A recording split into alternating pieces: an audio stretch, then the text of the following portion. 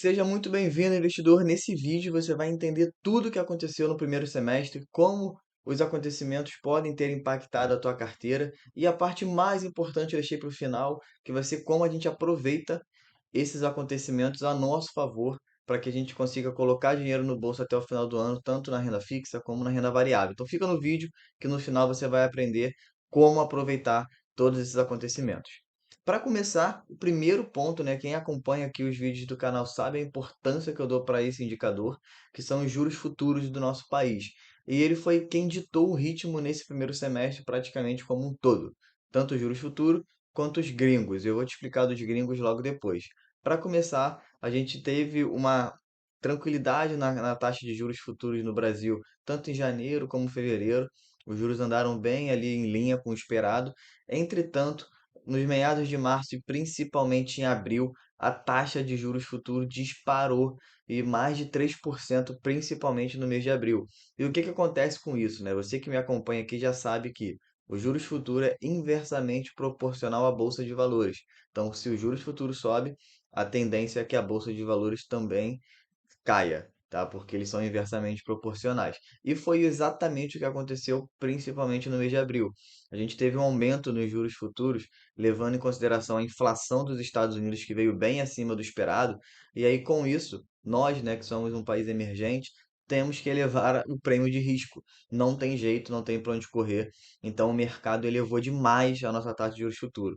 Em março, alguns anos, alguns vencimentos, né, a gente chama de taxa de juros futuro longa, a de 2031 em diante, aumentou ali mais de 3%, ou seja, o mercado exigiu mais de 3% de prêmio, então estava pagando ali praticamente 12, 13% de juros.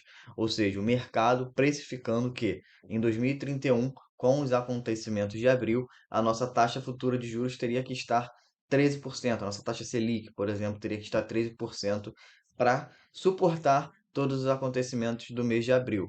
E aí, com isso, né, quem tem título do Tesouro Direto, quem tem crédito privado, sofre na marcação a mercado. Quero te tranquilizar, essa marcação a mercado, ela serve somente se você for vender o ativo na data que está marcando.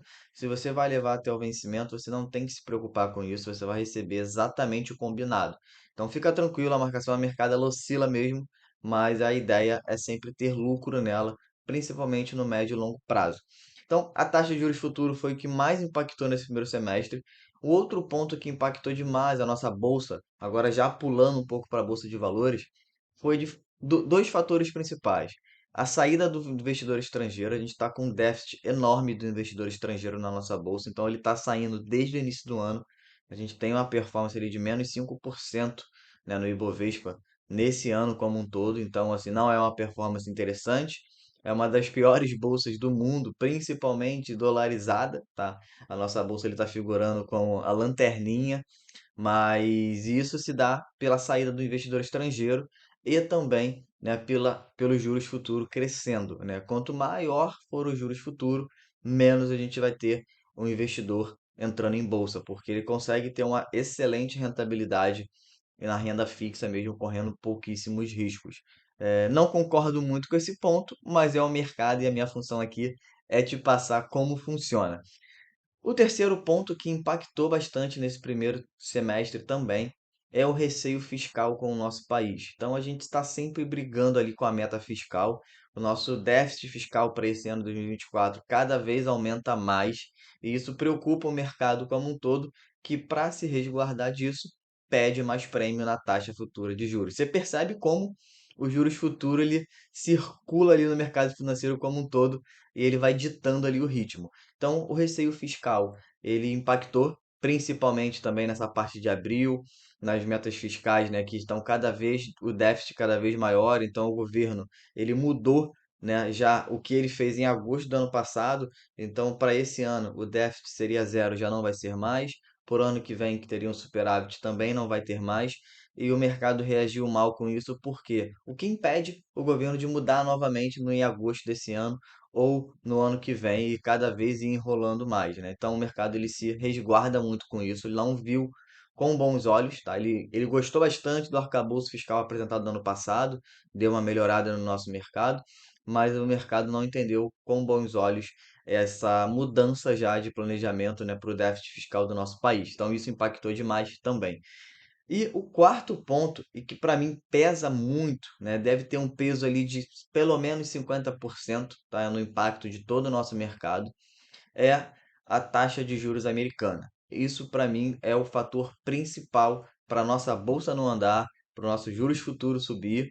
E o déficit fiscal não tem muito a ver com isso, mas os juros futuros e a bolsa, com certeza a taxa de juros americana impacta demais. E eu vou te explicar o porquê, né? No início do ano a gente estava prevendo, né? A gente que eu digo, o mercado como um todo, o própria Bolsa de Chicago, né, que é a CME, estava prevendo ali de 3 até 4 cortes de juros, os mais otimistas, no mercado americano, ou seja, a taxa Selic americana, tá? Para a gente trazer aqui para abrasileirar, né? O ditado. Sendo que no mês de abril a inflação americana veio muito acima do esperado, e isso chacoalhou o mercado global, não só no Brasil, não só nos Estados Unidos, mas no mundo como um todo. Porque os Estados Unidos é o principal país do mundo, é a principal moeda do mundo, é o principal mercado acionário do mundo. Se tá ruim lá, se qualquer ruído que tenha lá tem um efeito cascata pro resto do mundo todo. Então, para mim, a taxa americana agora nesse ano, a gente já está prevendo que tem ali pelo menos um corte. Então, ou seja, de 4 cortes possíveis ou 3, só restou um. E enquanto a taxa americana não cair, tá? Aqui nós, como país emergente, a gente vai seguir sofrendo um pouco. A gente está vendo a saída do gringo, porque ele tem acesso a investimentos lá fora na renda fixa, pagando 5% em dólar, 6% em dólar. Então ele prefere tomar risco nos Estados Unidos, que é um país muito mais seguro, do que aceitar um risco aqui no Brasil. Por esse motivo a gente eleva sempre o prêmio ali e por isso a taxa futura de juros novamente sobe, né? Então, devo falar aqui umas 50 vezes sobre essa taxa de juros futura. Sei que você vai estar cansado de ouvir, mas eu tenho certeza que depois desse vídeo você vai aprender. Então, para mim, o principal ponto que está impactando esse primeiro semestre é a taxa de juros americana, tá? A gente está tendo uma fuga grande de investidores voltando para os Estados Unidos para estar investindo por lá.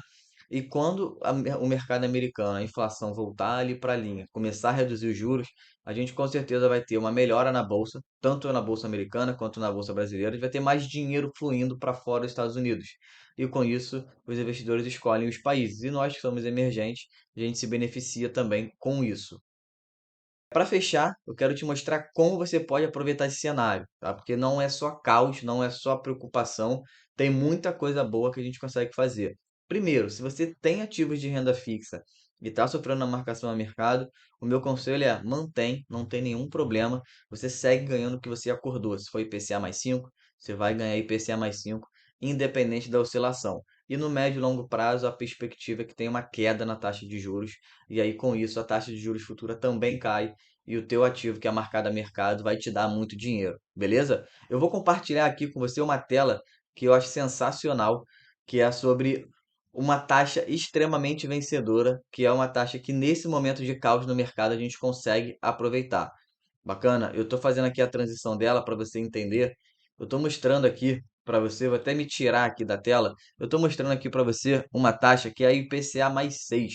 Tá? E essa taxa, investidor, ela já foi comprovada. E aqui eu peguei um estudo dos últimos 10 anos. E aí com ela, o único ativo que ganha dessa taxa é o S&P 500, que é a bolsa americana. Então, se você olhar aqui, qualquer oportunidade que você tenha de IPCA mais 6 nos últimos 10 anos, tá? Aqui eu estou medindo desde 2014. Ficou com 218% de rentabilidade frente ao CDI, né, e frente ao índice Ibovespa, que é o índice que mede a bolsa brasileira como um todo. É óbvio que aqui eu estou falando do índice. Eu sei que tem ações que dispararam 1000%, 2000%, mas eu estou medindo pelo índice, que é uma forma melhor, né, um indicador melhor para a gente medir do que acertar ali a agulha no palheiro. Então, o único índice que superou foi o índice do S&P 500, né, o IVB11, que ele replica, né, o S&P 500 lá de fora, não é dolarizado, a gente investe pelo Brasil, você também pode investir dolarizado, que é até melhor. Então aqui você vê que a taxa de IPCA mais 6 é uma taxa que foi vencedora nos últimos 10 anos. Então eu queria te mostrar essa imagem porque hoje nós temos diversas oportunidades com esse caos, né, da taxa futura de juros de IPCA mais 6. Então você consegue aproveitar e investir numa taxa que foi vencedora nos últimos 10 anos. Claro, você não precisa colocar todo o teu patrimônio e nem deve, mas você pode sim aproveitar esse momento, se tiver dinheiro em caixa, para começar a investir em uma taxa que vai te pagar acima da inflação sempre, então, ou seja, o teu dinheiro não vai ser corroído pela inflação. E outra, né, ele vai render praticamente melhor que todos os outros indicadores de mercado. Então, a dica que eu te dou principal nesse segundo semestre é: aproveite os ativos ligados à inflação.